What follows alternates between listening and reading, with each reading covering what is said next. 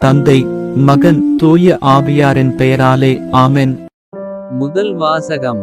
தங்களின் கடவுளாகிய ஆண்டவரின் குரலை கேளாத மக்களினம் இதுவே. இறைவாக்கினர் எரேமியா நூலிலிருந்து வாசகம். அதிகாரம் 7. இறை வார்த்தை 23 முதல் 28 வரை. ஆண்டவர் கூறியது: நான் இஸ்ரேலுக்கு கொடுத்த கட்டளை இதுவே, என் குரலுக்கு செவிகொடுங்கள். அப்போது நான் உங்களுக்கு கடவுளாய் இருப்பேன், நீங்கள் எனக்கு மக்களாய் இருப்பீர்கள். நான் கட்டளையிட்ட நெறிகள் அனைத்தையும் கடைப்பிடியுங்கள், அது உங்களுக்கு நலம் பயக்கும்.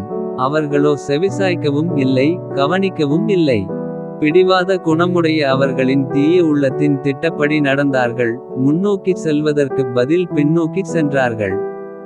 உங்கள் மூதாதையர் எகிப்து நாட்டிலிருந்து வெளியேறிய நாளிலிருந்து இன்றுவரை ஒவ்வொரு நாளும் தொடர்ந்து என் ஊழியர்களாகிய இறைவாக்கினர்களை உங்களிடம் அனுப்பியுள்ளேன்.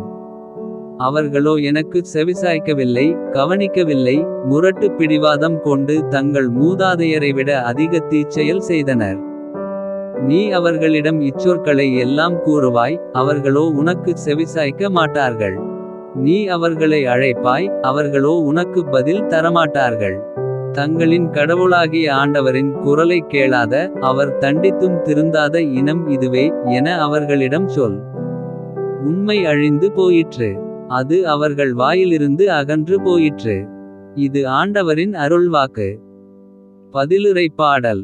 பல்லவி. உங்கள் இதயத்தை கடினப்படுத்தாதீர், ஆண்டவர் குரலை கேட்டிடுவீர்.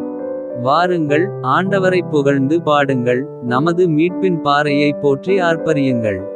நன்றியுடன் அவர் திருமுன் செல்வோம், புகழ்பாக்களால் அவரை போற்றி ஆர்ப்பரிப்போம். பல்லவி. உங்கள் இதயத்தை கடினப்படுத்தாதீர், ஆண்டவர் குரலை கேட்டிடுவீர்.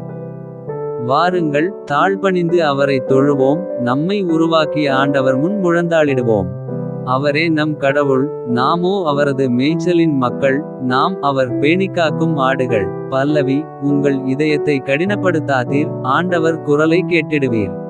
இன்று நீங்கள் அவரது குரலுக்கு செவி கொடுத்தால் எத்துணை நலம். அன்று மெரிபாவிலும் பாலை நிலத்தில் மாசாவிலும் செய்தது போல் உங்கள் இதயத்தை கடினப்படுத்திக் கொள்ளாதீர்கள்.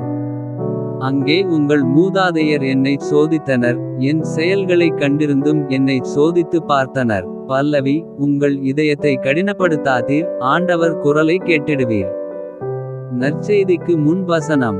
இப்பொழுதாவது உங்கள் முழு இதயத்தோடு என்னிடம் திரும்பி வாருங்கள், ஏனெனில் நான் அருள் நிறைந்தவர், இரக்கம் மிக்கவர் என்கிறார் ஆண்டவர். நற்செய்தி வாசகம். என்னோடு இராதவர் எனக்கு எதிராக இருக்கிறார். லூக்கா எழுதிய தூய நற்செய்தியிலிருந்து வாசகம். அதிகாரம் 11. இறை வார்த்தை 14 முதல் 23 வரை.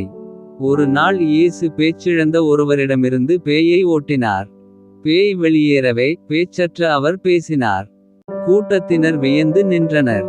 அவர்களுள் சிலர், பேய்களின் தலைவனாகிய பெயல்செபூலை கொண்டே இவன் பேய்களை ஓட்டுகிறான் என்றனர். வேறு சிலர் அவரைச் சோதிக்கும் நோக்குடன், வானத்திலிருந்து ஏதேனும் ஓர் அடையாளம் காட்டுமாறு அவரிடம் கேட்டனர்.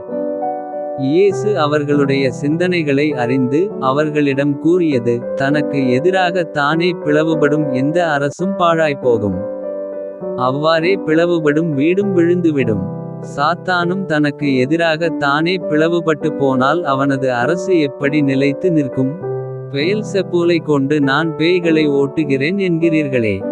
நான் பெயல்செபூலை கொண்டு பேய்களை ஓட்டுகிறேன் என்றால் உங்களைச் சேர்ந்தவர்கள் யாரைக் கொண்டு பேய் ஓட்டுகிறார்கள்? ஆகவே அவர்களே உங்கள் கூற்று தவறு என்பதற்குச் சாட்சிகள். நான் கடவுளின் ஆற்றலால் பேய்களை ஓட்டுகிறேன் என்றால் இறையாட்சி உங்களிடம் வந்துள்ளது அல்லவா? வலியவர் ஆயுதம் தாங்கி தம் அரண்மனையை காக்கிறபோது அவருடைய உடைமைகள் பாதுகாப்பாக இருக்கும். அவரை விட மிகுந்த வலிமையுடையவர் ஒருவர் வந்து அவரை வென்றால் அவர் நம்பியிருந்த எல்லா படைக்கலங்களையும் பறித்து கொண்டு கொள்ளைப் பொருளையும் பங்கிடுவார். என்னோடு இராதவர் எனக்கு எதிராக இருக்கிறார், என்னோடு இணைந்து மக்களை கூட்டிச் சேர்க்காதவர் அவர்களை சிதறடிக்கிறார். இது ஆண்டவரின் அருள்வாக்கு. உங்களுடைய பிரார்த்தனைகளையும் வேண்டுதல்களையும் நாளைய திருப்பலியில் ஒப்பு கொடுக்க விரும்புவோர் கீழ்காணும் மெயில் ஐடிக்கு உங்கள் வேண்டுதல்களை அனுப்பவும், அல்லது வீடியோவின் கீழ் கமெண்ட் செய்யவும். பிதா சுதன் பரிசுத்த ஆவியின் பெயராலே ஆமென். தின பிரார்த்தனைகளுக்காக லைக், சப்ஸ்கிரைப் மற்றும் பெல் ஐகானை கிளிக் செய்யவும்.